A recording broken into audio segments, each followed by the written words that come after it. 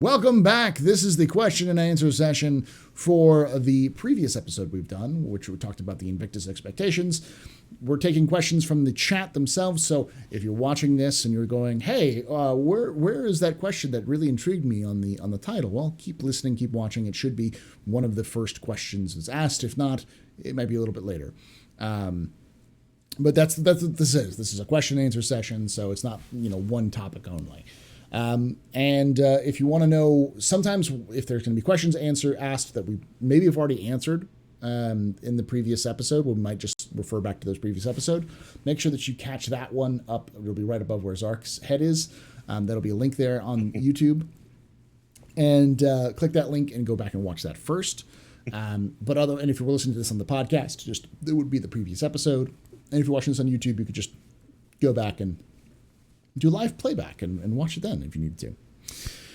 All right. With that being said, let's pull open the tables, the questions. We only have 9 questions. Not too bad. The first question comes from Gin and Tonic. I think this is for Fist and Jawa, who asks, "How is mining in 317?" Do you want me to tackle this one, Fist? Yeah, why don't you give yours and then I'll give mine. Okay. Let's see. If you own a rock, you're gonna love it. If you're quantanium mining, you're gonna hate it. And let's if you used to use the scanning feature, you're not gonna enjoy it. It's it usually you can scan a rock kind of a distance off, and like asteroids, you're going around to see something that's like 10-15,000. That would mean there would be like 2 or 3 rocks. Now you can't even do that. You see the ping over there, you line up your scanner on it, dial in the scanner, zoom it in, nothing. And then to be able to find out what you're flying towards, scanner doesn't work, so you go to the mining head, and you got to be like south of 1,500 meters to start seeing what you have there or how big the rock is. Um, don't get me wrong, I love mining, I really do, but right now it's kind of a pain, and we haven't been able to find anything really worth mining to make money out of. So I'm using it now as a practice session and using the new mining devices, kind of get used to those. Those are uh, different on a planet's surface as they are with an asteroid. An asteroid, they're a little touchy because you're floating around all over the place. But I do like them. It's kind of a neat little mini game there. Um, and it does make it so a prospector can break some pretty big rocks. So that's good for the single player out there. Like with our org, if you couldn't crack it, you'd bring in like another prospector or 2, and we can crack some of the big stuff. And so, yeah, mining right now, it needs some work. So, Okay. answer a Fist. question from chat. Mining isn't necessarily harder. Mhm. And CIG tends to do this. They overcorrect when there's an issue, right? So the issue in 316 was it was really hard to find gems to do rock mining. So now there's an overabundance of gems and not enough quantanium. Where I would have argued in 316 there was a little too much quantanium. It should be more rare. So they're working on the balance. And you could tell they are. The mining gadgets, Jawa, actually, I have found those to be really fun. Yeah. Yep. I mean, we actually put all 4 gadgets on a big rock and mined it, and it was so fast. And Landsat mined Yeah. a giant rock in just mere seconds. Mhm. But it was really fun. I really think that's a cool feature of the gameplay. Um, uh, uh, the future of that kind of tech for other things is Mhm. going to be super cool. Um, but other than just finding stuff, I haven't had any problems scanning personally. Mhm. Other than there's a rock here and there that you can't scan at all, Right. which that bug's been there for a while. But Yeah. I would say since I'm not a huge miner guy, that I haven't had much issues. I still find it fun. Mhm. But I hardly ever mind Quantanium. I just go out there and grab like any of the ites or atses or aces or and yeah, and it's good for me. And Yeah. I don't do it for money. I do it for fun. So All right. Next question comes from Del Ener, who asks, with Invictus around the corner, is it time to start stumping for best in show? What ship would you want to see as best in show this year, and why is it the Drake Mule? No. I knew we were going to hear that. If we're it's going the steel. Yes, it's the steel. If we're really, really going to do something that's absolutely useless and has absolutely no purpose that we need to do it, it's the Drake steel, the Cutlass steel. Oh, But if it's if we're going for pure meme factor, it's got to be the Gray Cat buggy. yeah. So Oh my god, would- I want a different colored buggy. Zarrk, go ahead. So to somewhat answer somewhat seriously, I say if the Drake Mule is actually a ground vehicle with decent cargo space, not just the one SU small cramped cyclone, something you actually can use to explore stuff, to say, okay, I spent the next week of gameplay on just planet side. That's the reason why I would say it has to go best in ship, simply to show CIG we need more of those things. We have Good not point. enough ground vehicles to actually support ground-based gameplay. Yeah. I mean, that was Yeah, good one of the point. reasons why I was so supporting the Argo Cargo when I did, was because it's like the Argo Cargo is a ship that needs a lot more of attention than it gets. And it's a ship that will never, ever get skins. Ever. Because no one cares about it. But it's a tough little ship that is got a lot of spunk, and it needed to be able to win something, because otherwise it would just be the Carrack every year. Also, to prove that CIG needs to diversify the category, so it's not just best in show is the Carrack and then 3 other ships every year. That you have a large ship, a medium ship, a small ship, and maybe a ground vehicle, like categories for that, so you can actually have different types of vehicles and ships win for skins and such. So, yeah. All right. Next question. Go ahead. I think the MSR got robbed. I did. Now I Yeah. voted for the Argo Cargo Yeah. because it's your thing, and Yeah. I was all for that.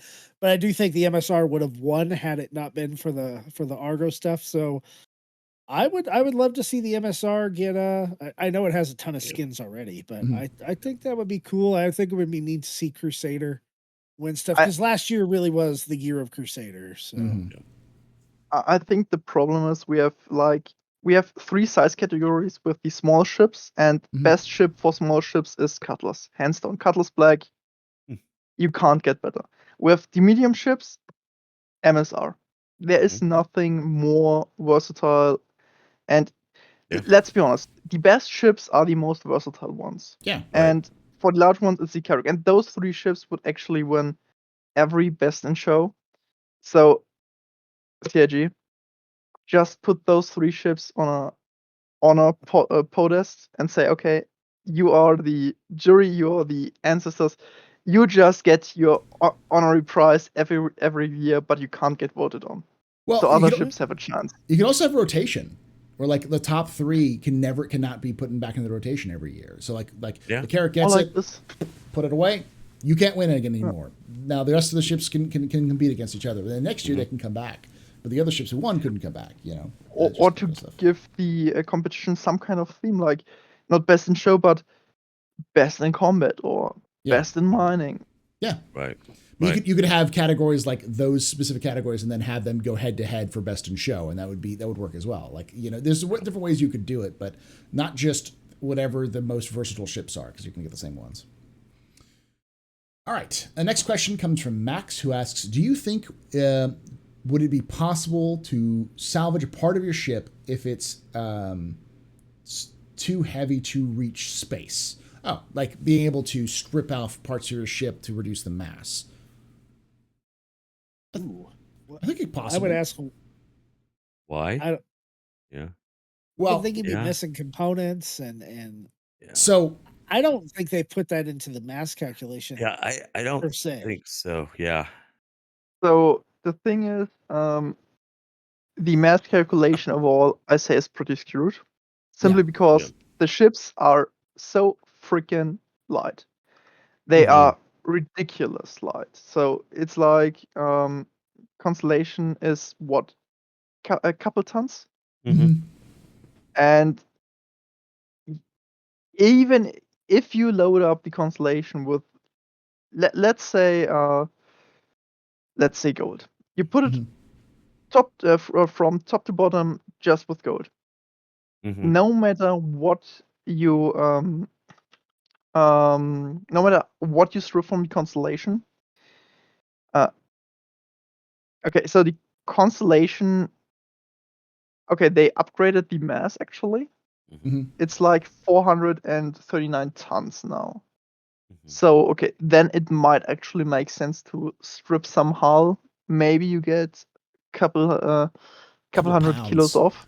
Yeah, a couple. Like you're not going to get much. I don't think it'll be enough to the difference between you getting out, because we had this conversation beforehand where like in the future you're going to have to factor weight in mass in terms of being able to get off of planets with certain atmospheres or certain gravities. But when did they update the mass? When did they update the mass? I mean, 2 patches ago, I think. Taurus came out.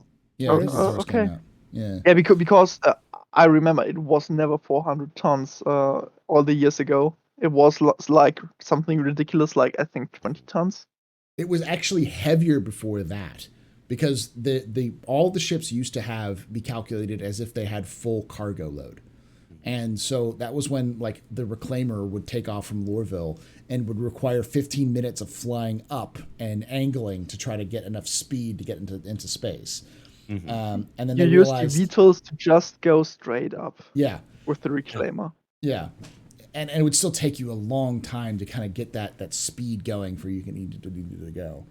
And they realized that was kind of dumb, so they kind of they factored that out. But when with cargo coming back in, physicalized cargo coming back in, I imagine that's going to start coming back in pretty hard.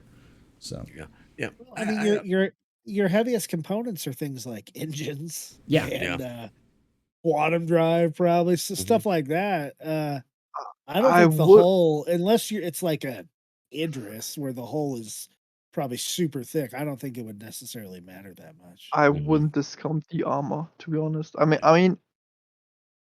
you're to also be dealing, honest, you're also dealing 400 with aerodynamics.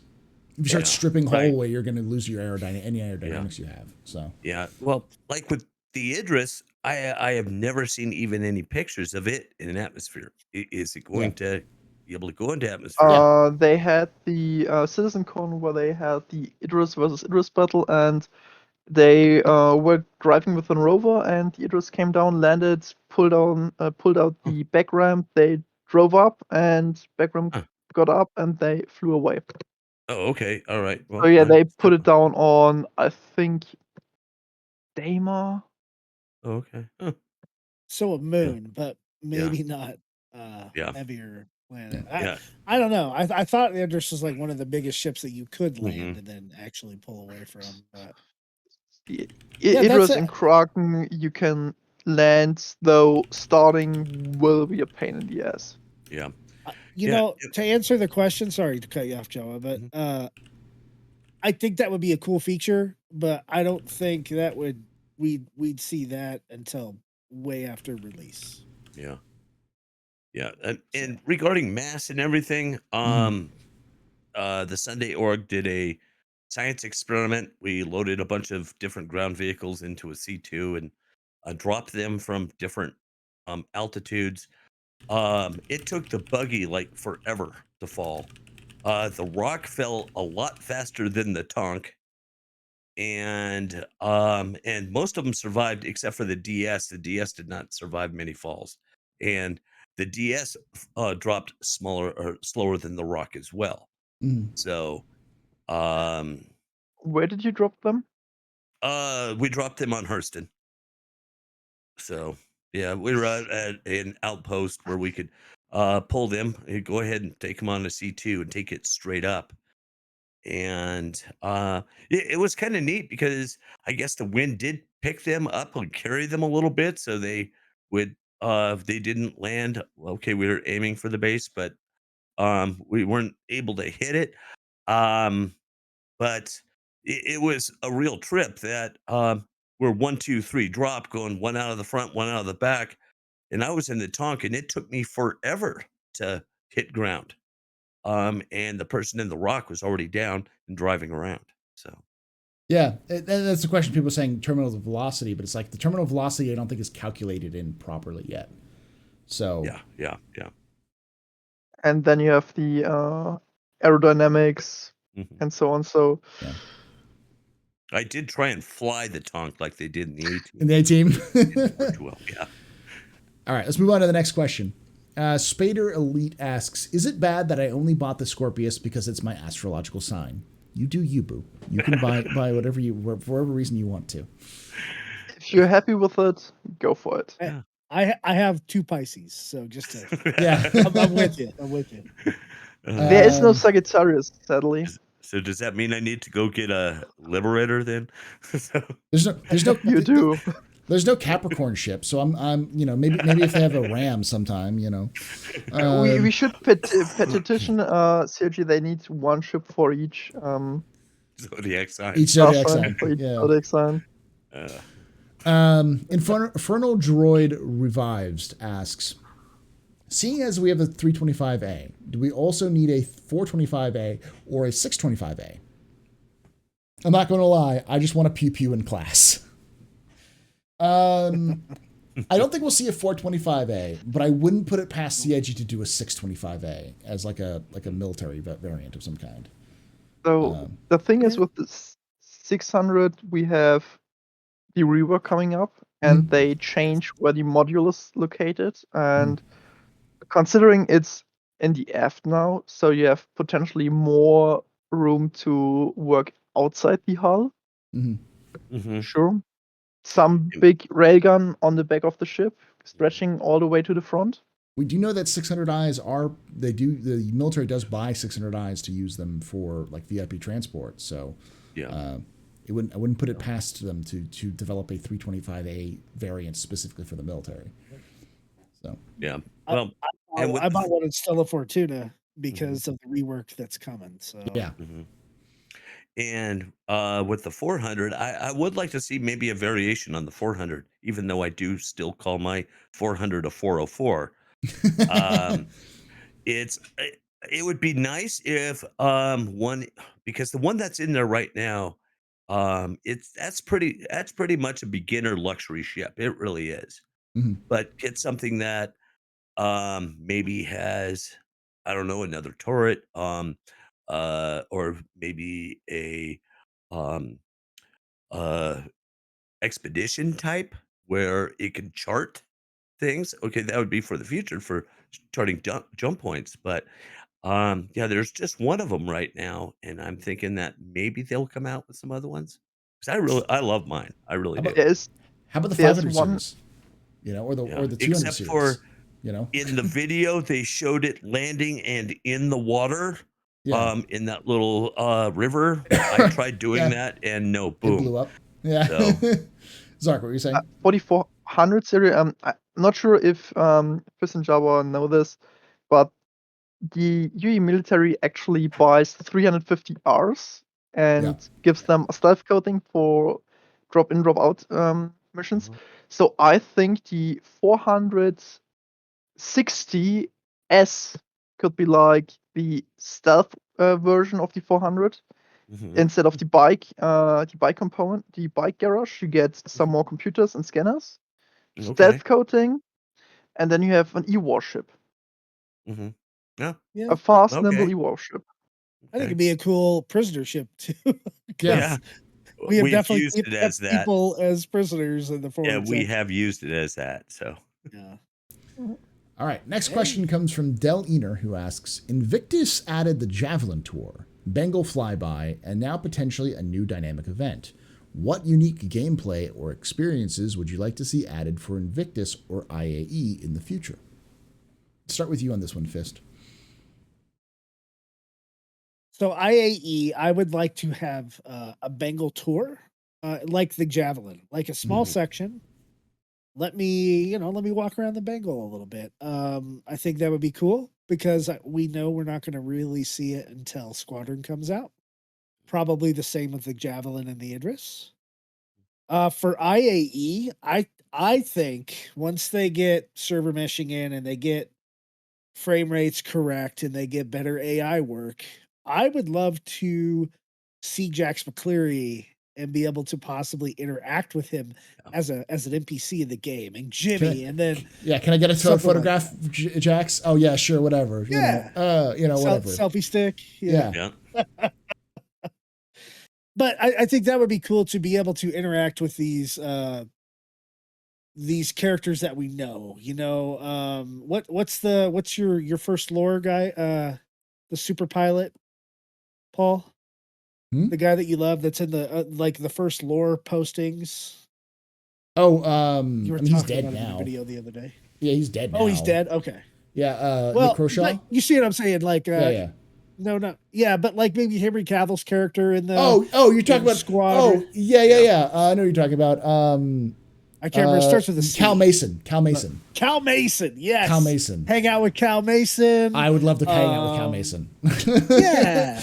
Have Anna's, Miss Babbage, like in real life, or she also does. What's her name? Marina the voice Dooley. for Marina Dooley. Yeah. And just see them walking around Invictus, and maybe there's little Easter eggs, like you walk up and you can see this staff meeting going on, and here's all these. You see Gary Oldman's Admiral in there, and Mark Hamill's character in there, but you can't go in there.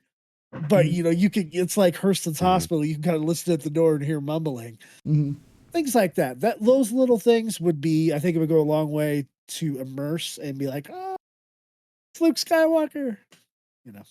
Yeah. So. Jawa, what are your thoughts? Yeah, I agree with Fist. I was thinking about it when he was talking about Jax, that maybe the characters from Squadron, they could start introducing those guys at like Invictus. That's where it'd probably fit better. It's maybe they're on the big hologram video guy saying, I want you for the UEE Navy. I want you to be a Marine. And I think that kind of cross merchandising would be kind of cool. And I found quite a few of them, but I would like to also see a few more Easter eggs out there. So, or maybe like for IAE, it's you get like a little punch card or something if you fly different ships, and it would be like an activity, because right now we go around, we look at all the ships and listen to this, but it would be kind of neat to be able to like get a punch card. Okay, I went and flew the Argo Cargo. That was cool. And then you get to sit there and read all this stuff. There's all sorts of lore all over the place. And then maybe to finish it off, hey, here's a quiz, and ask you questions about some of the stuff that was happening.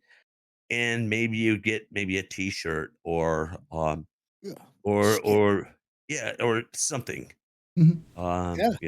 Yeah. A Sadaball tournament. That's what we need. Zarrk, what do you think?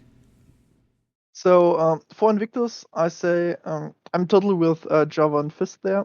So just introducing, let's say, the characters you would know when you boot up Squadron, you play through the intro, the tutorial.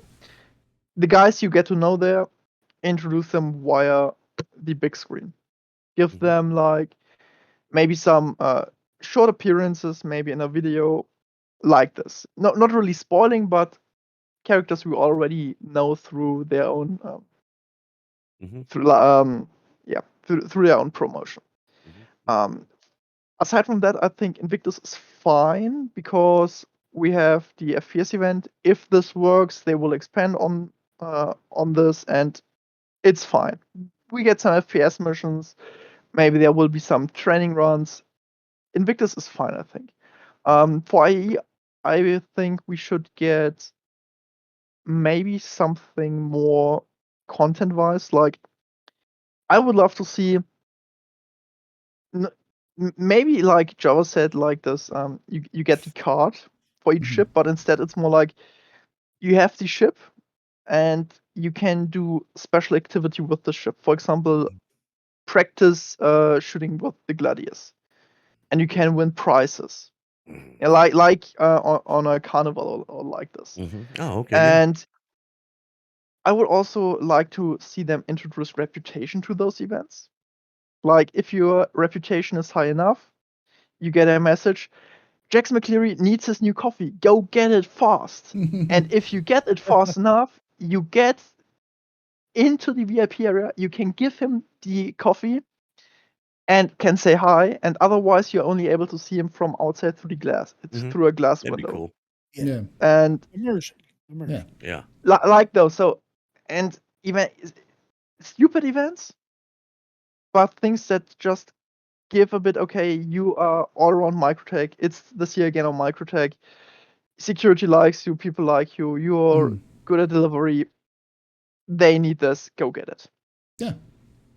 I agree. One of the big things I've always said, like especially for Invictus and for Invictus specifically, is anyone who has been to a gaming convention or other conventions, you can I have never been to a gaming convention where the U.S. military wasn't present in any way, shape, or form at this gaming convention, because they like to recruit from gamers. And at Invictus, the fact that they don't even have like a sign-up booth, you know, like actually join. Yeah. Yeah, well, they do have that guy extending his hand out there, come join us. Yeah, but you'd expect like a recruiters to be walking around there too, to sell. And it's not necessarily like you can join, but if you could go walk up to a recruiter and say like, "Hey, can I get some information? Can you get like ask them questions and then have them give you a response?" As a little bit more like lore details, but also more realistic. Or have a guy walk up to you and interrupt you and be like, "Hey, buddy, would you like the pamphlet? Would you like to join?" That kind of thing. Like something that involves like recruiters. The other thing is I've always been a fan of like activities. So having like, we have those dart guns. Have a a UEE Marine experience, and it's just like you walking through like a small little like mock-up of a kill house, and you shoot with your little dart gun at the targets, and you get points, and you can get little prizes if you do stuff like that. But those kind of things would be nice. So Paul, you just gave me another good idea, I believe. And yeah, it would need to have the social layer more or less functional, but how about you can sign up to be one of the recruiters? I mean, the lore-wise, we are Insta-Citizen ex-military. So they can go, hey, okay, you're here. How about you want to help recruit people? And then you can go on with the pamphlet and run around, go to NPCs, go to players. Do you want to join? Yeah. So I was a Navy recruiter for 3 years when I was in. So you don't want to do that. Trust me. It's you're gonna end up cold calling people and drinking too much. It's not about wanting, but being able to. Yeah. Gosh, what was I going to say? But like other things like that, it makes, especially with like the more tech that we've had, I'd love to see things like have booths where you can go talk, like at an IAE, go talk to a Drake representative and have them give you a spiel about why you should buy Drake, or talk with an Anvil representative. Those sorts of places, because at a conventions like this, they're trying to sell you on their stuff. They're trying to sell you on why you should fly these ships, and also more. It has to be the guy from New Deal. Yes, the guy with that voice, super deep voice. That voice, man. Oh. But then you could also do things like there are every convention they have like a weapons and armor section towards the end. You should always have like booths for Castec Arms and for Bearing and for those other places who are all like Klaus and Werner, the people who sell accessories for ships as well. Just be like, hey, come check out our wares and stuff like that. Those things and to make it. Cart. In the pizza cart, yes, and the pizza and burgers cart. But those things make conventions, make it feel more like an actual convention. And while like maybe 2 years ago that would have been a little bit too much, I think if you and I've heard this before, people like, Paul, that sounds like a lot of work for not a lot of payoff. It's like, well, if you do it 1 year, then you have it for the rest of the years because you don't have to change it up much at all, if at all. For those interactions and stuff. And we're also coming up to the point where the technology is finally catching up to in terms of in-game for those sorts of things. We have things like the coffee vendor, which are examples of that. So yeah, Scissor Buzz put on something, booths with swag bags. yeah. Well, that'd be fun. You know, because usually they give us something for IAE or Invictus, subscribers. But it would be, and there's a couple other games out there that, yeah, if you go in on a certain day, you get this, but you actually have to go get it. Mhm. So that would be kind of cool that if they have like a booth with a swag bag to get your swag for that event, you would actually have to physically go there. Hey, welcome to Invictus. Here's your bag. Yeah, you walk up there and you get a little bag or you get little things and And you can look at it. Yeah. Instead of it just showing up on your account, And I think that was the number one thing I've heard more people complain about is, especially when some of those events where just like you log in to play or you log into the website for like the end of the year, you log into the website and you go to the site so you can download this free stuff. And it's like, why can't that just be in the game? Why don't encourage me to play the game so I can get that free stuff? That would be another thing. So I think that. Go ahead, Zarrk. Okay, I think next year we could actually see all those things. I mean, this year they already teased it in the monthly report that they want to give for IAE like a history breakdown console or something like that. Not sure how they will implement it, but they want to steal your job, Paul. I would love for them to steal my job. I do it every year and I'm tired of it. I love doing it, but like it's one of those things where it's like I got to plan for it. I got to get up early to do it. I got to edit it. It's like if them doing lore tours instead of me would do, I would just thank you. But considering we have some sort of lore tour, we already have the Javelin tour. We have the Space Whale tour pretty much done.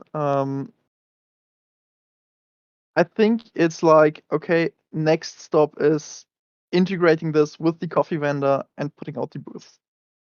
And then next year, especially, let's be honest, Invictus and IE could share the same booth. Yeah, there's that's no what difference. I mean. There's no difference really. Which wouldn't be too difficult. Fist, you were going to say something.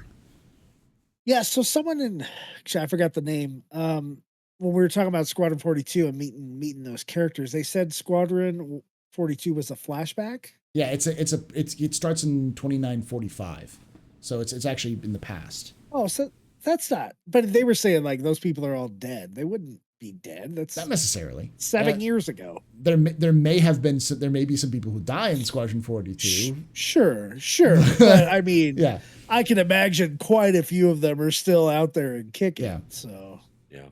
Okay, I thought it was like because I know we've been at war with Van Duel for like over 100 years, 500 years or something like that. Yeah, yeah. So I mean, talk about war weariness, but yeah, okay, yeah.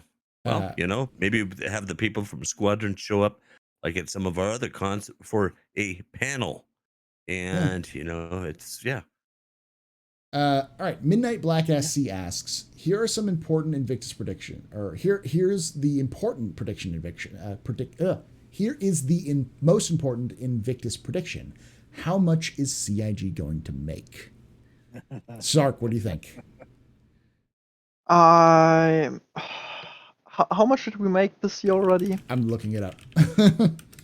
So I heard rumors that 50 mil might be doable by the end of Invictus. I think it's high. I'll be honest. In my opinion, it depends very much on what exactly are the concept chips. Even though Javelin, Idris, and such go online, they only make so much. It's really the new stuff that gets the whalers excited. personally, I don't think we'll see that many new players due to Orison probably being a bit iffy and people being, do I really want to go there? So yeah, I say if we could make 50 mil, but I'm not sure where we stand right now. So Yeah, the chat may have this but idea. 20, 30 mil should be in if the concept ships are good. If and they, that's I don't have fast car here to give me the link to where I need to go, but so I'm trying to for find money. it. Yeah, like how much money we've earned so look it up. far. Yeah. I agree with Zarrk. I'm not sure about the money. I think it really depends on what they release. Because I mean, right in the middle of IAE, CitizenCon, it was, hey, here's the 400, and everybody's on their phones. Because people were that ship had been hyped. Yeah, I think it really depends on what's released. That it'll be okay, or it's going to go nuts because everybody's going to want that ship, and the ship is not a crazy price, so more people could buy it. let's say we have the Anvil capital ship, and let's say it's like Polaris but different focus, more like the heavy bruiser with big beam weapons, more like less the fast attack boat, more like the go out, secure a border, stay there for a couple months, and it's the same price as a Polaris. It will sell like crazy. People will, I want it. Right, but a ship that size, are they going to release, thousands of them to everybody, or is it going to be a limited release like it is for some of the other big capital ships? Considering that we have a Polaris CCU, and I say the ship, so if the ship is truly the counterpart to the Polaris, like you have the Polaris, the rapid response strike ship, and the Anvil Longbow is the we sit there and we just be there, and if things happen, we fight them. Same price, no restriction like with the Polaris. Polaris isn't hull restricted anymore. Go. Yeah. And Yeah, I then think that would be huge. then they make millions. The Mule will also probably sell if it's a cargo transporting ground vehicle. It will sell, but it won't make that much. Well, I think people, if it's cheap, people will buy it for the LTI token. Okay, true that. Yeah. Like True like that. I bought the hover quad for and stuff. But so I looked it up, Paul. We're somewhere between 25 and 30 million for 2022 for funding. 50 mil are possible. I think it's possible, but I don't think it's going to happen unless there is a concept ship for sale. I think between Scorpius, new accounts, merch, and mule sales, we're probably somewhere in the neighborhood of 20 to 30 million. If they have the concept ship, it could go past 50, depending on what it is and how much it costs and how, it's going to be completely available. But then there's always all that money that comes in for IAE and Invictus for things like an 890 and an Idris and all those other specialty ships that they sell out in minutes, right? Especially if it's, if you're using store credit. And I don't know how they put that accounting up there, but new money, I think we're probably around 30, maybe somewhere 25 to 35. Big concept ship, definitely 50 plus in my mind. Okay. Because Paul and I talked a bit about size perception, how Star screws with your size perception. It also screws with your money perception. Yeah. If you think we talk about 30 million in a week right now. Like, so it's okay. To give context, last year they made $12 million during Invictus. The entire month of May was 13 million. But during April, they made 3 million. You know how much money they made in April this year? 7 million. About 7 Yeah. million. Well, was Stella Fortuna in April? No, Stella Fortuna was in No. March. Was in March? Okay, because I know there was a lot of people bought those rare ships during Yeah. that time too. So Yeah, and that actually March was the lowest sales month of the year so far. Yeah, but it's still higher I mean, than, the than expense last year's March. True. helps Yeah. somewhat. Yeah, But the yeah, expanse I has could helped, see yeah. I could see make them 20 mil on Invictus if they bring in the Anvil. I know so many people that want an Anvil cap ship, myself Yeah. included, and if it's Walls will like be destroyed for that. Yeah. if it's really a Polaris competitor with medbay, with hangar, with long range capabilities, and if they keep the crew low enough, like maybe 10 people, and you have Yeah. somewhat decent wallets will cry like It would never beat before. the Carrack for best ship of all Yeah. time, Yeah. that kind of thing. So if here's my prediction. Based off of last year, they only made like $1 million in May last year, and then they made like most of that rest of that in Invictus. We're currently already at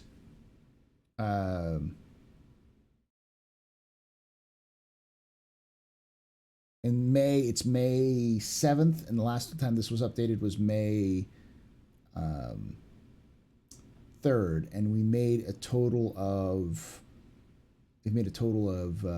about $8,000 in the last in the first 2 days, which might be a little low. It's really hard to tell. I would say a cool. I'm going to put a prediction out there. 18 million. I think they're going to make 18 million. They made 13 million last year or 12 million last year. I think they'll make 18 million this year, with a total for before everything else to being about I don't know. That's actually probably not 8,000. It's probably more like a little more The than thing that. is, last Yeah. year, was there any special ship last year in Invictus, like a special concept sale? Or? That was Scorpius the last concept sale, and I think it was the Polaris. Yeah. Was it Polaris? No, I'm sorry, the Perseus. I think the Perseus was last year, wasn't it? No, Perseus it? was No. for IAE. IAE, wasn't it? IAE, yes. So Perseus was IAE. I bought my Scorpius May 21st last year. There was a bunch of paints. The tank came out May 25th. Yeah, it was the Scorpius. The Scorpius or the Scorpius. The Perseus was sold before IA or before Invictus, and then they sold the paints at Invictus because I think it was a concept ship from like February or March, and then they sold it again in during Invictus. So we had 12 million, a decent concept, but only one. Yeah, I say they could hit the 20 mil if they bring big guns. If they bring big guns, 20 mil. If Invictus goes off pretty well, and you have any sort of motivation, if someone like Jack Frags or other larger content creators start to cover, we're already seeing larger content creators cover this. If we start to see even more larger content creators start covering Star Citizen, that's going to bring in a lot more attention, and a lot of people will buy just because of the limited edition stuff, like the Heartseekers and the Super Hornets and stuff like that. So, yeah.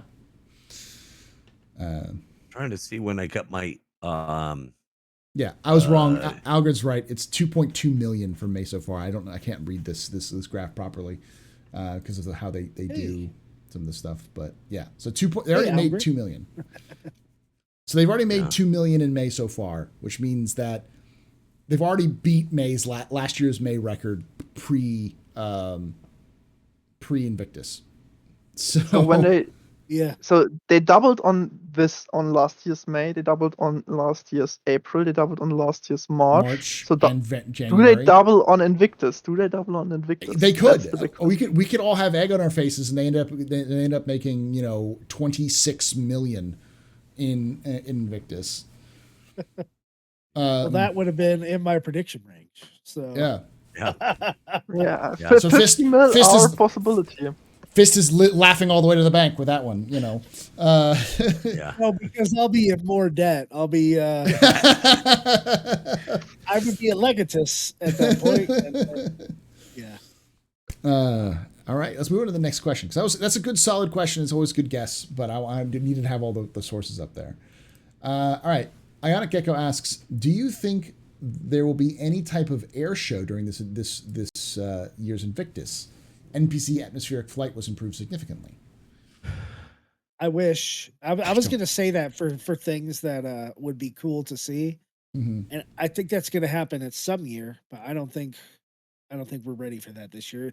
It's too many more streamable objects, and there's already so many at Orison that it bogs down. I couldn't imagine, adding more. But it would be. I mean, we're going to see the F8s around the Bengal, right? So you're going to see something, I guess. Yeah.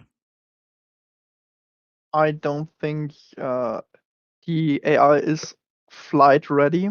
In the last month report, there were again some problems with AI traveling back and stuff. And yeah, if they would do a flight show, especially first-time flight show, they would choose a different landing zone. Some landing zone where you could actually look up in the sky and don't burn on your PC. Yeah. All right. Next question. I'll just answer that because I don't think so either. I think I'd like to see it, but I don't think we're going to see it this year. Maybe next year.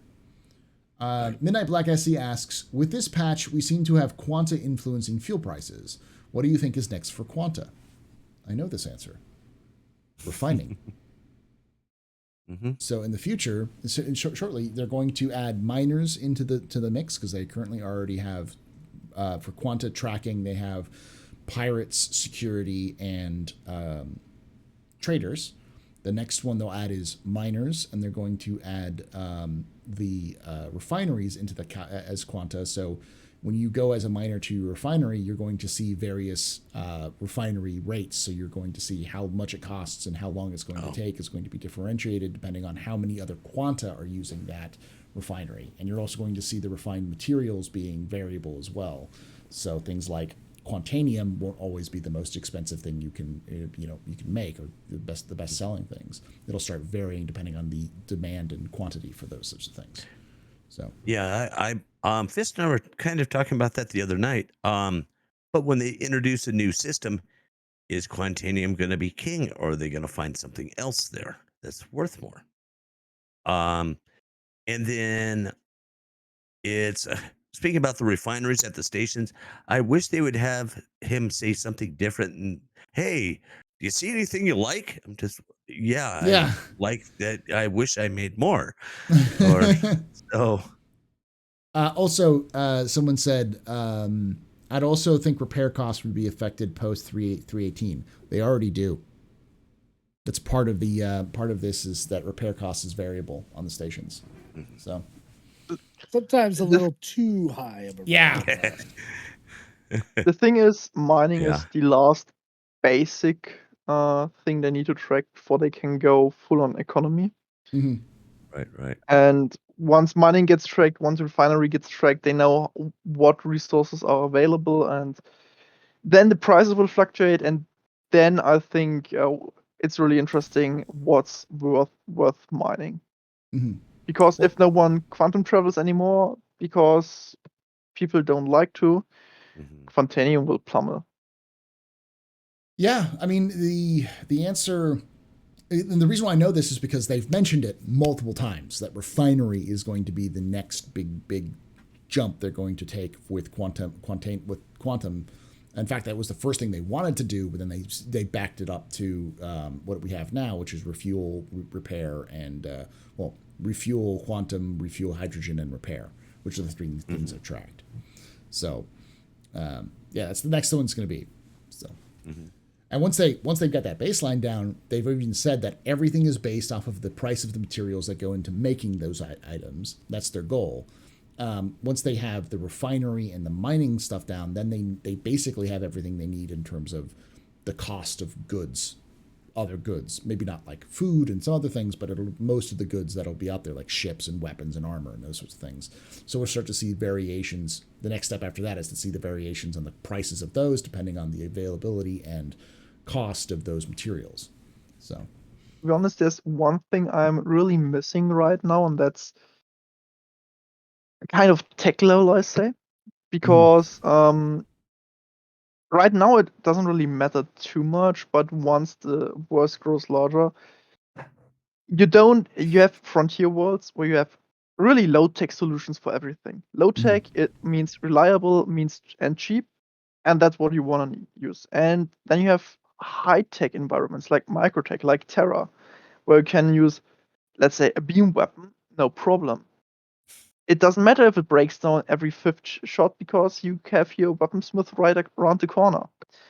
And I think that's something, especially for the economy, CRG has to tackle to really. They always talk about they want to prevent meta. And this means every weapon needs its place. And good weapons, in my opinion, should be something like high-tech weapons, should be reserved for high-tech environments like the centralized star systems.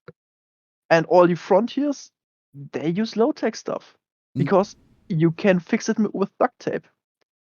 That's why you're going to see a lot more cutlasses out in the frontier than you're going to see in civilized space, because they just are super reliable. All right, we're down to the last 5 questions. Rashmador asks, so Paul, what you're saying is that last year we got the Anvil Liberator as a Astropub Anvil special. Those from context. For months, I had been saying that what we needed was something to the equivalent of a Marine LDC, I think is what it was called, or LPC. It's effectively just a helicopter aircraft carrier that meets like a floating Marine base. Because we've talked about this. Yes. LCAC, yeah, thank you. Something, and effectively what happened was they did that with the Liberator, which is almost exactly what I was describing that we needed for being able to transport ships and like vehicles long distances without something like a Kraken. And so they came out with the Liberator after I'd been pounding on that for the entire year. And now I'm saying that we were going to get a Anvil, capital ship, smaller capital ship, because we just don't have Anvil capital ships. And now he goes on saying, and now we'll be getting the Astropub Anvil special this year too. Now, in all seriousness, I hope you nailed that one. I don't know if we're going to see it this year. I don't know. I think it's the one place that we still have yet to see, which is a combat ship from Anvil that's larger than a fighter. Because as Zarrk pointed out, all the other ones are utility. The Crucible, the Liberator, and the Carrack none of those are combat focused. They're all accessories. They're all the support roles in some way, shape, or form. So, yeah, I would love to see it because Anvil's my favorite manufacturer. So, yeah, same here. Take my money, CIG. All right. Give me a Polaris from Anvil with beam weapons. I'm happy.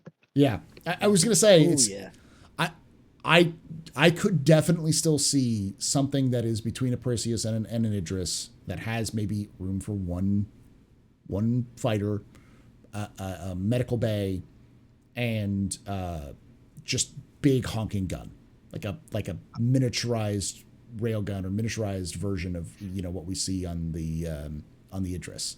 But not much else. What also would be interesting is instead of one large hangar, you have like 2 or 3 small hangars, like on the Carrack, just for the Pisces. Simply because, in my opinion, the Pisces, even for a military ship, it's just great. You have 2 seats inside for Marines. You have 4 SCUs of cargo. If you need to bring something, if you're in space and you, let's say, need to scout a space station, a derelict, need to drop down to a planet, the Pisces is pretty much the best ship around. It's small, fast, maneuverable. But I mean, like something that could fit a Pisces would be another great way of saying of Anvil being like, look, we've diversified the Pisces. Now we can have 2 Pisces in this ship. So now it's it's more of a we can have more use than just the Pisces or just for the Carrack. But yeah, again, none of that is 100% hard science, anything. It is all me reading the tea leaves and seeing things which could not be there at all. So don't count on it. They are calling you Lorstradamus. I know. I know. This is my quatrain. All right. This is the first quatrain of 2022. All right. I just couldn't argue with you about the Pisces being a great ship. To pull the two questions from the chat together, Nostradamus, what alien ship do we need to see this year? What alien ship? I have a favorite alien ship it's in lore that I want to see, which was at least now is called the Tavaran Jackal. It's effectively a Tavaran version of the Hurricane, but instead of having the second seat as guns, the second seat manages shields and other defensive capabilities, so that they can like point the shields in the right directions. It's basically designed as like a secondary stuff. It's a cool ship in some stories that it's in, and it would be a great like ship to show off engineering gameplay. That's all I'm gonna say. That'd be cool. I would love to see a Tavaran ship that shoots it like a Needler from Halo, where there we go. And it shoots out little pieces that pierce you, and then boom, they all blow up at the same time. That'd be super cool. I.e. Instrument Surrender. Yes, Albert. Yeah, that's what I'm referencing. Like glue rockets that glue together on your ship hull, and then you can remote explode them. There we go. Yes. Looney Tunes stuff. I like it. Maybe that's what they're doing with the mining devices. You'll be able to float over there with something like that, and it's a timer instead.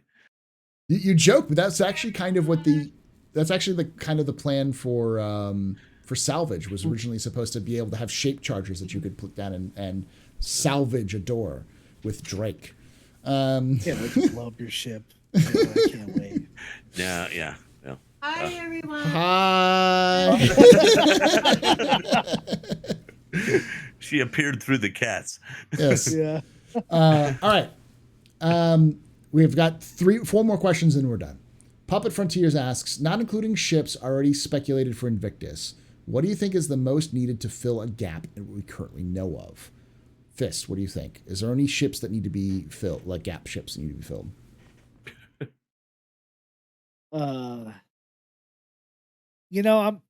I don't think so. I think there's enough in the pipeline, but like I said before, I always think we need more alien ships. And I do think, there's maybe a shortcoming of larger cargo ships like Caterpillar, Carrack size cargo, although we know the hulls are coming, so maybe not. I mean, I think they got a lot of stuff out there. I would just really like to see more varieties of the same ships to do stuff like we were talking before, a 425 or something like that. But as far as gapping, not really. Maybe another pocket carrier, like a Liberator, but on the Drake side, so it's cheap and can only take 2 hits. Something like that.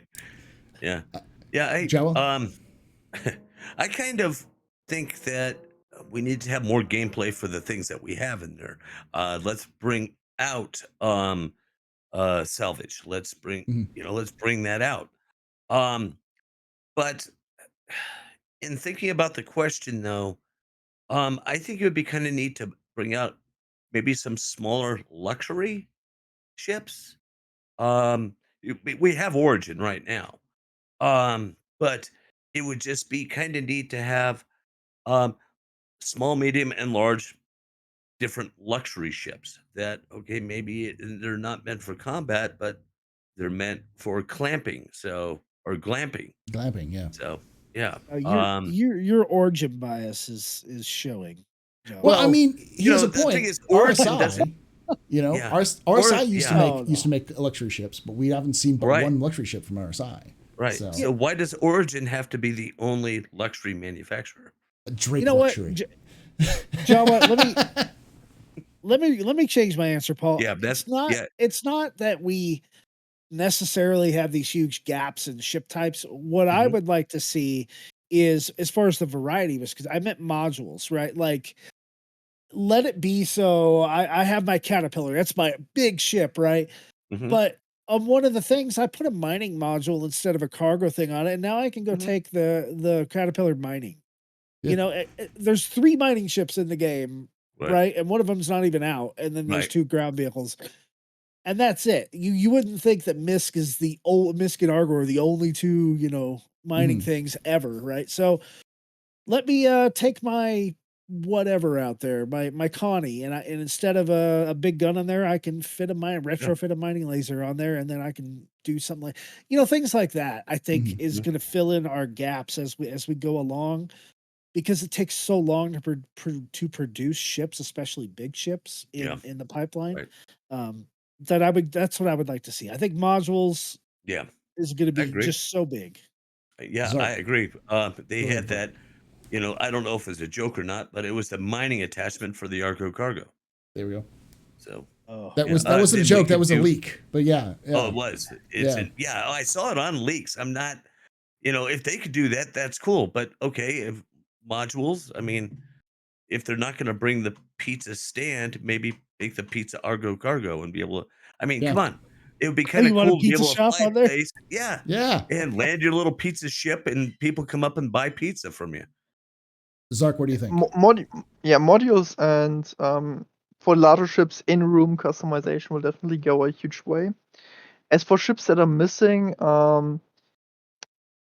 diversity is definitely a thing, and we have some sizes are missing, like the mining tick for a large miner. But there are also a couple of, I say, ship types or archetypes that are missing. First of all, science ships. We don't really have any science ships aside from the Endeavor, and the Endeavor is a bit of a everything you want to do with that ship, Mhm. and All hail the it's Endeavor. more like space station. But we need some smaller science ships. We got the Another Aquila, the Connie. Yeah, we also the Achilles exploration. I you really forget want the to Reliant. difference. You forget the Reliant. Reliant. The Yeah. Sen. The Sen. Everyone forgets the Sen exists Yeah. because it is a Mhm. science ship, not an exploration ship. It's a science that's ship. true. You know. But you're right. We don't really Um, have a medium science ship Then or one thing I'm really keen on, because it's like such a glaring hole, is a hunting ship Yeah. and animal hunting. Like, you pick up animals, you use them you put them in the cages, fly them off, sell them.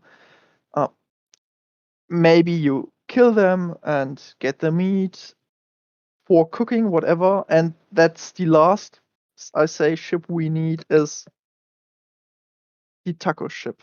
the taco ship. The Stay away from restaurant my ship, cats, Dark. whatever Stay it away is. from my cats.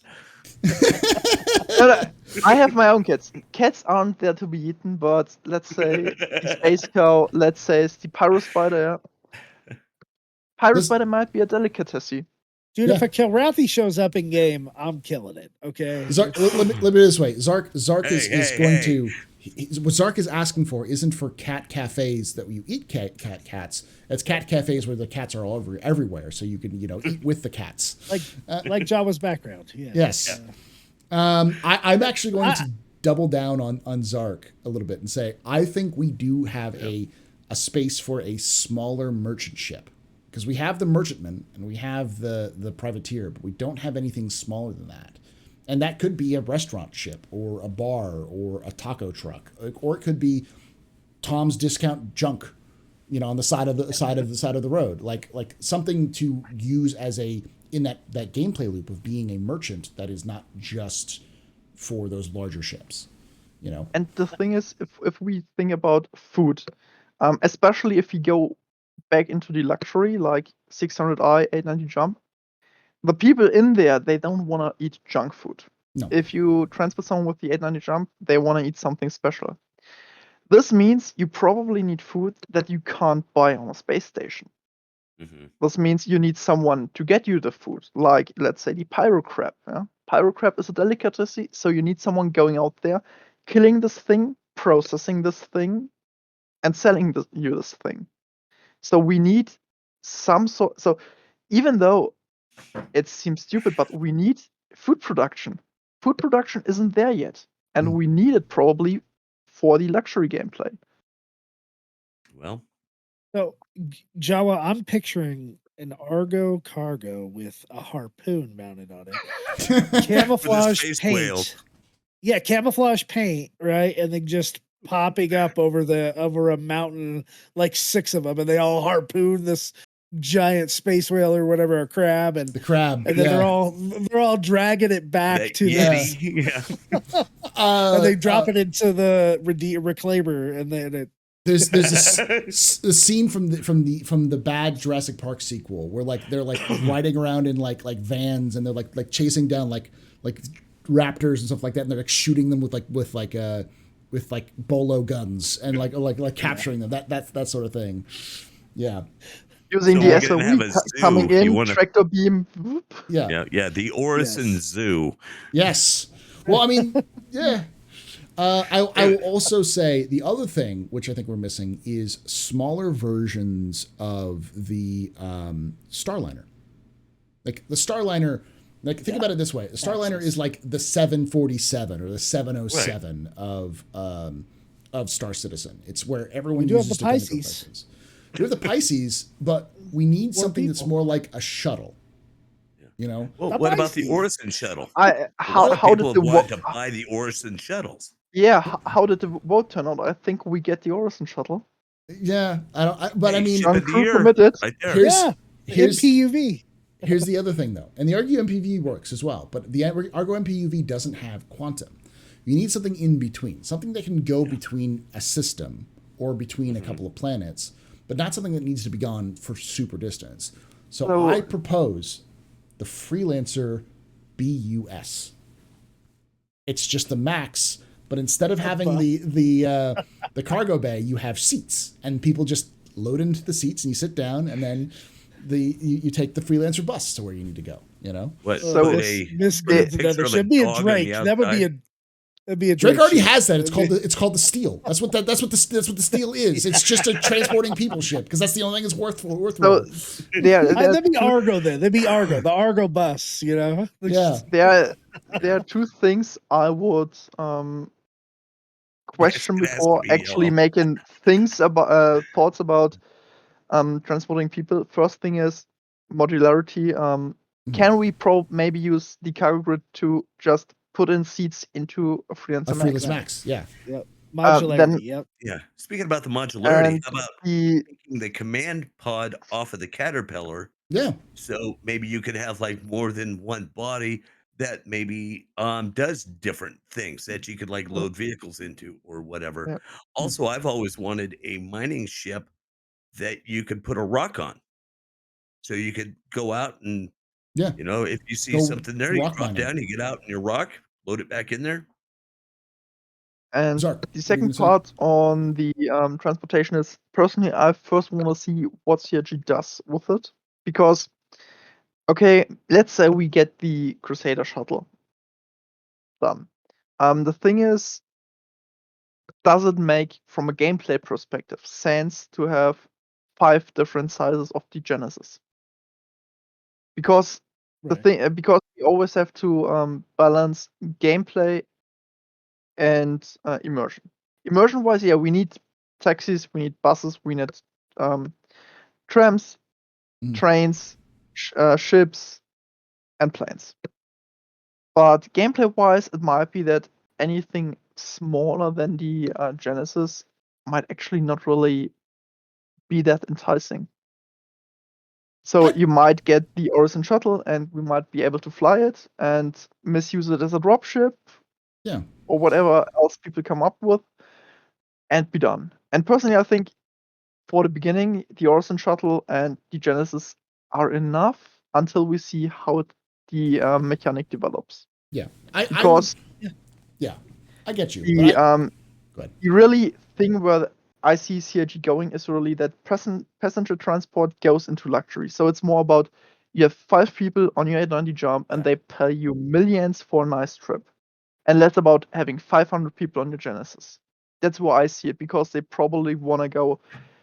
You have to care for those guys, and it's easy, and it's more enticing, in my opinion, to care for 5 guys that have 10 different things they want to have to do, instead of 500 people where you just go, okay, here, your tomatoes, juice, be happy. I'm not coming back. There's no drink service on the Starliner. It's Frontier Airlines. Yeah. Bring your own. The thing I would argue is that I think that there's definitely a space for people transporting in the same way that you would have people who want to hitch a ride on a cargo ship for a discount. Like, I'm already going to this place. You know, you're like in this situation, say I'm flying to Magnus, and I know there's somebody who's looking for a ride to Magnus, and they don't want to spend a lot of money, but I can get an additional 600 UEC and just lose one of my bed slots while they just hang out, because they're not going to ask for much because they're looking for cheap flights to Magnus. And so whatever, I can just add that person on as an additional add-on to my run to Magnus, versus the person who's like, I would like to tour the Ellis system with the finest of all fineries, and that is your job. Like, you're taking that person to see the sights. And I think there's going to be some elements in between those. And while I don't think we're going to see that right now, I think you're right. We have to wait until that mechanic comes out. But I think there's going to be enough people who want to be people mover, you know, or see that as part of their kind of experience, that we're going to need something that's kind of a small introduction to the Genesis. But that's probably not a year or two away when we actually have NPCs doing that. Though it's coming up closer, because we do have the People Mover mission, which was delayed from 3.16, which may come back in the near future. So, yeah, I mean, if I think about my character has like 6 crew beds, so I usually have, let's say, 3-4 people aside from me on board. I can get 2 people. They get their guest rides, and yeah, they have to work with the cargo, and then I drop them. So yeah, that's definitely going on. And you're also Yeah, going to Paul, have I players like what who do you the said same thing. So good. I like what you said about an introductory shuttle, or to be able to haul people. That you start off with that, just like you start off with like hand mining, then you move up to the next one, which is maybe a rock, but you would move up to maybe something about the size of the Crusader shuttle that can go between Orison and Port Olisar, and you make some money doing that, and then you make the next upgrade to something a little bigger, and down the road you end up getting enough to buy a Genesis. Yeah, You And start off. that's your You job. start off. Yeah. What? You start off with the Ursa rover. You start off with the Ursa rover, having to travel those roads to the outpost. Those bad roads, the outpost. Yeah. Yes. That's how you get into. That's how you get into person transport. Going with the Ursa rover, having 8 guys in the back. All right, so we've got last 3 questions are going to be pretty quick. I think this is the biggest one, and then the other ones are pretty quick. Actually, let's just do the smaller ones, and we'll leave that one for the big one. Gin and Tonic asks, Zarrk, are you a bow hunter, or is that just target archery?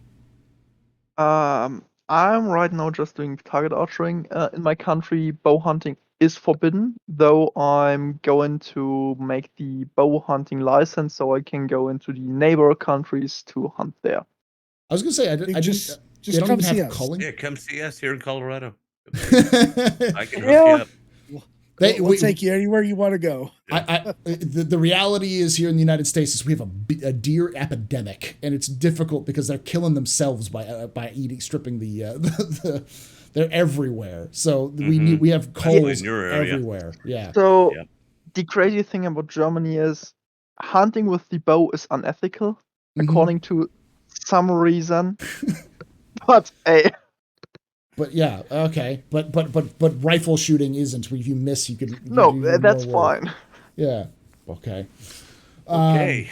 Anyways, next question comes from Lex SLC, who asks, here's an idea: mobile repair ship for quick repairs on the go. Ability to get the ship downed and back to the QT travel status, not elaborate as bigger ships. You just described the That- Vulcan. Yeah. It's Yeah, the we Vulcan. answered that in RV. chat. Yeah. Or the Crucible. Yeah. Or the SRV, yeah. Yeah. All right, next question. Last question. Shimpasta asks, a lot of people, cough, Inforunners, hey, hi, recommend buying big ships with money and buying everything else in game. 1, how would a player start making money with a big ship? 2, what are your thoughts? I'm going to clarify this, Shemp, a little bit, because as someone who's been on the Inforunners, we never, ever recommend someone purchase only a big ship. We usually recommend that you have 2 ships, a daily driver and a larger ship. You always have to have a daily driver, and whatever that is up to you, whatever you want to do. But the reason MSR. why, yeah, like the MSR or the Connie or the Freelancer or the Cutlass, something that you can do, just go out and play by yourself. You know, go hang out or maybe with like 1 or 2 other people. The second part of the big ships, the reason why is because it is our belief that larger ships are going to be much more difficult to acquire in game after launch. You're not going to be able to find an Idris pretty easily, and it's going to maybe require a lot of work. So the reason why most of the Inforunners go, if you have a chance to buy this, if you really, really want it, pick it up, because the value for the amount of time and effort it's going to require to go in and to get those is probably going to be much higher in game than it will be outside of game if you have the cash to spend.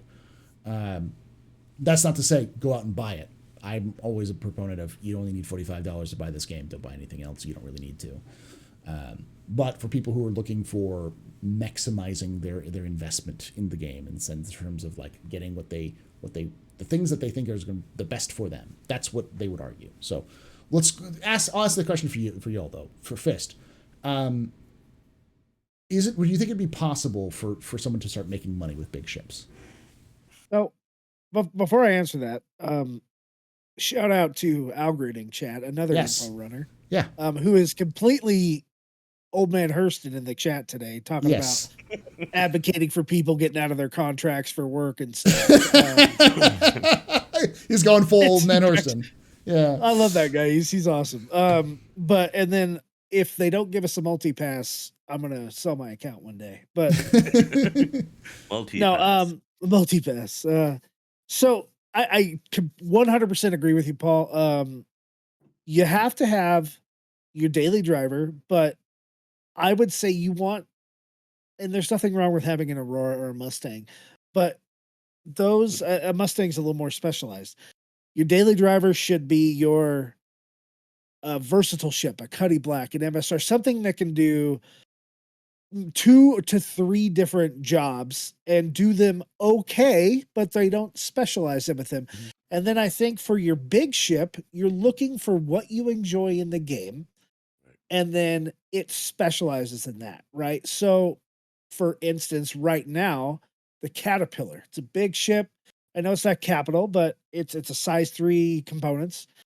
It's a cargo hauler, right? So if you like doing that stuff, that's a ship for you because you're going to make the most money doing it. If you want to do combat, then you're looking at something right now. It's if you have friends, a Redeemer.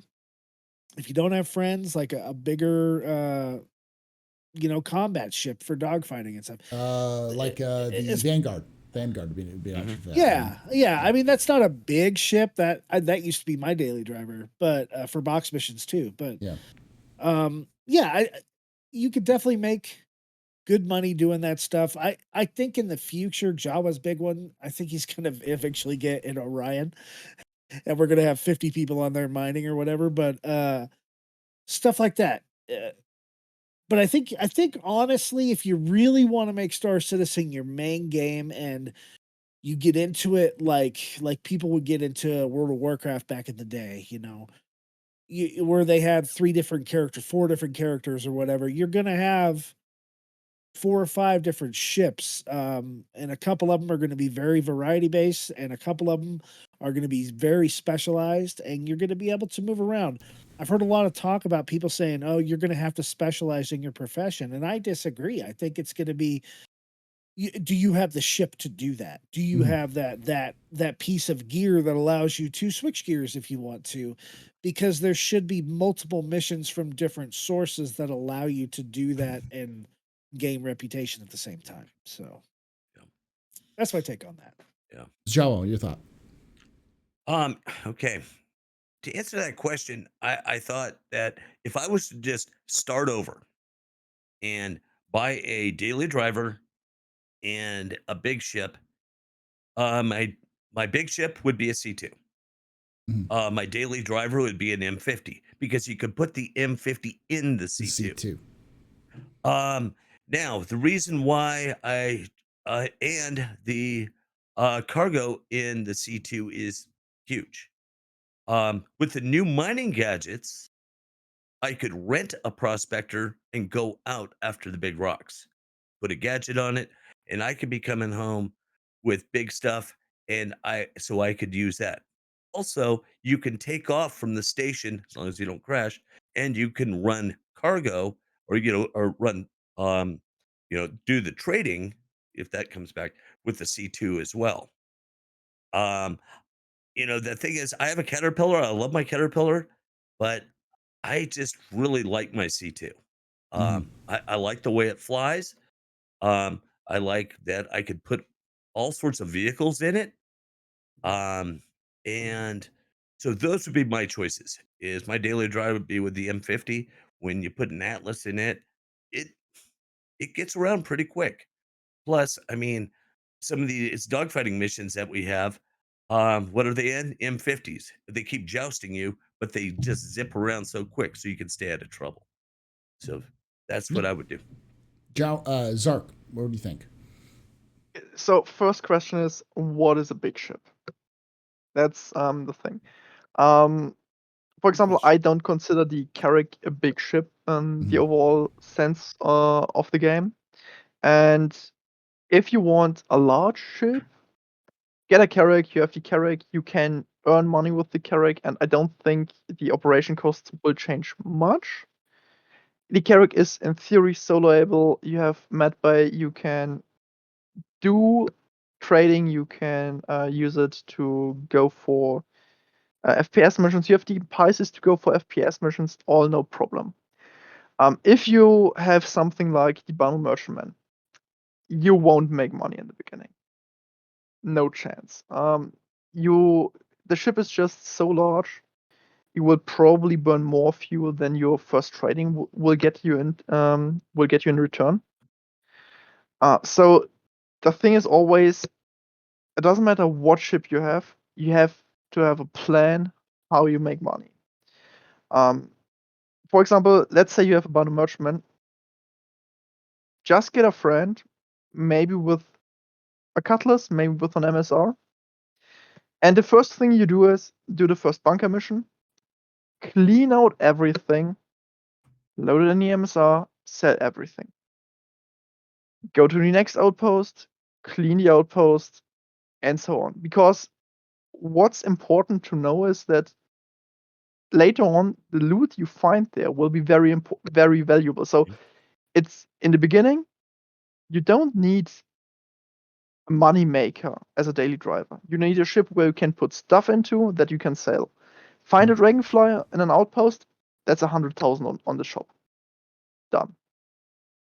And once you get a little bit of money, you can scale up.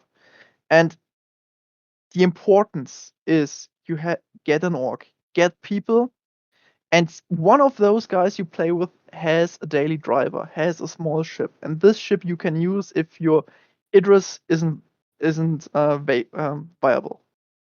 Use the small ship of your friend. As easy as that. Yeah, I'd argue that the best part about Star Citizen is Star Citizen with other people. I know people want to play solo. I understand that.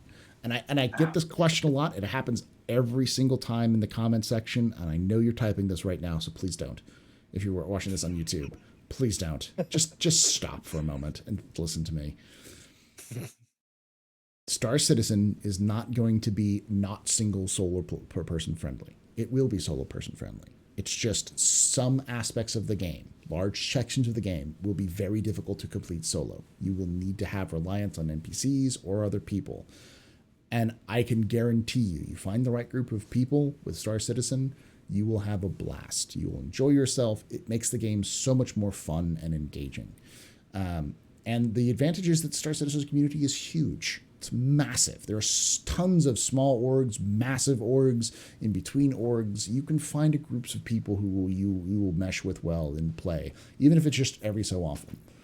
But yeah, I'd agree. I'd argue that like your best asset is never going to be a ship. It's going to be your friends. You have to remember, playing solo, you get punished for to a certain extent. For example, I did a bunker mission, fresh in 317, got killed by desync, put out the medical beacon.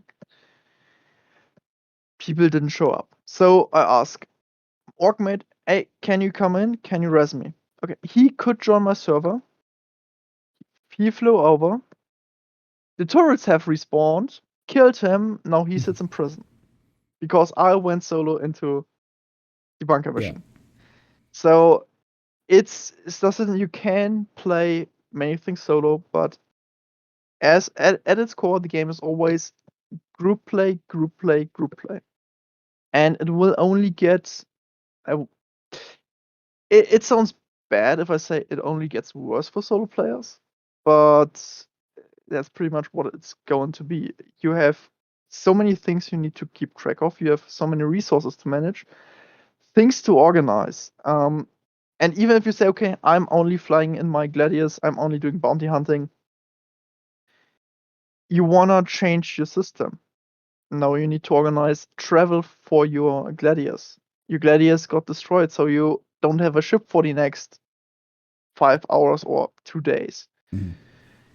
You have to get some sort of community. It doesn't have to be a org, but some sort of at least loose community where you can say, oh, hey guys, I need help with this. And Inferno Jared says, I find I make way more money when I play solo, though. You make way more money now because the NPCs are derpy. The NPCs in 317 are a lot better than they used to be, and they're just going to get better. So, like, being able to do solo high-level missions is not going to be not going to be available. If you're a miner and you're making making a lot of money mining now, you won't be in 2 or 3 patches when pirates are showing up and attacking you. Right. Everywhere you go. There are stages where this game is going to get more and more complete, and as it gets more and more complete, more and more solo players are going to find that they're going to struggle not against people, but like to survive compared to people who work together. And that's not to say solo players can't have fun or enjoy themselves or play. You just have to be skilled, and it's just a lot easier to find other people who can hang out with. So everyone who had the chance to play on a fresh server with working AI and do a bunker mission knows those guys, they rip you a new one. Yeah. If they work as intended, they are harsh. They punish you. And you want someone that can go and get you back up. It's not that you have to have someone, but it's always this: if you die, you lose 20,000 or more in gear. That's basic, and that's just FPS. If you play with your ship and your ship get destroyed, like your prospector with all the mining stuff in it, 400,000 probably. That's gone. Yeah. Well, one thing that I noticed when I first started playing about a year and a half ago, it was a couple months after Fist started. I just loved going on and flying around and looking at the sights and everything. But that newness kind of wore off, and I would join some streamers and just have an absolute ball. And now that's what we do on Sunday. I mean, would you have gone off to Gundo and stolen a Big Benny's machine by yourself? No, I mean, Probably not. they come up with all these ideas and things to do. It's just a lot more fun to do that. Now, when something new comes in or something, oh yeah, I jump in and I go check it out by myself. Oh, I definitely do. But then come that Sunday, hey guys, I went and checked out this last week. Hey, let's go check it out. And then you go share it with your friends. And Fist and I, a lot of you know that we're friends in real life. Um, but the thing is, I have met dozens of new friends, and I could online through this game, and it wouldn't have been if I wouldn't have been playing with them in this game. We also play a couple other games, and it's just neat for these guys. And people have their ups and their downs, and they have their tragedies and celebrations. And the just the support there on Discord. I mean, with people you would have never met. And it's just because we came in and played this game, and we have the same interests in this game, and that was how we met. And then you start learning about these people, and they're just great. So that's what I have to say about the single player. Yes, go ahead, play it single player, but it's going to start getting old. Once it starts doing that, get with an org, find more people. Yeah. The first person I met in Star Citizen, I was getting out of my ship and he was coming around a rock. We scared each other. We both ran the opposite direction because we both thought we were going to shoot each other. So, and then it's, oh, you're not going to shoot me? Oh, hey, why don't we go hang out for a while? And it was kind of neat. So, Yeah. And we don't. We have to remember that right now we are playing in the beginner's village. mhm. Stanton is literally the first village where you get dropped in an MMO, where people say, "Hey, hit this level 1 wolf, get me his fur, and I hold your hand," and so on. Mhm. And once you leave the system, we all will be like, "What the fuck?" Mhm. Even those of us that somewhat can guess what will happen will go, "Oh shit." We really That's like this I didn't prepare for. we have no idea. Like I know the size of Pyro. I have no idea where the stations are. There are multiple stations in Pyro somewhere. I don't know where they're positioned. We don't know the far distance between them are. We don't know where the gangs are. We don't know how they operate. Right. We're all going to find this out, when Pyro first comes out, and we're all going to die a lot. And eventually we'll start realizing that like you can probably make it solo, but it's gonna be difficult. And the more people you'll find safety in numbers, and it'll be a lot easier to maneuver if you have that guy with a liberator who has a couple friends with fighters who can escort him, or the person who runs a Starfare refueling depot out this past this one place.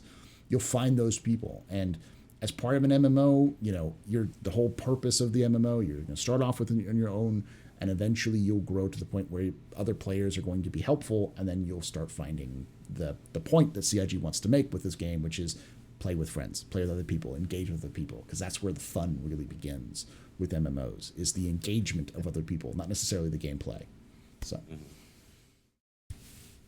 all right. Heck yeah. All right, let's. I think that's a good way of ending it. Please tell both you guys are teachers. Please leave in your angry comments down below about why CIG is going to destroy the game by outlawing solo play, as I'd like to see all the time for this. But if you have your own questions, your own comments about what we say, leave it down below in the comments if you're watching this on YouTube. And make sure you're following Fist and Jawa, and come join Zarrk and me on our Discord. And like I say every time, hope to see you someday in the black.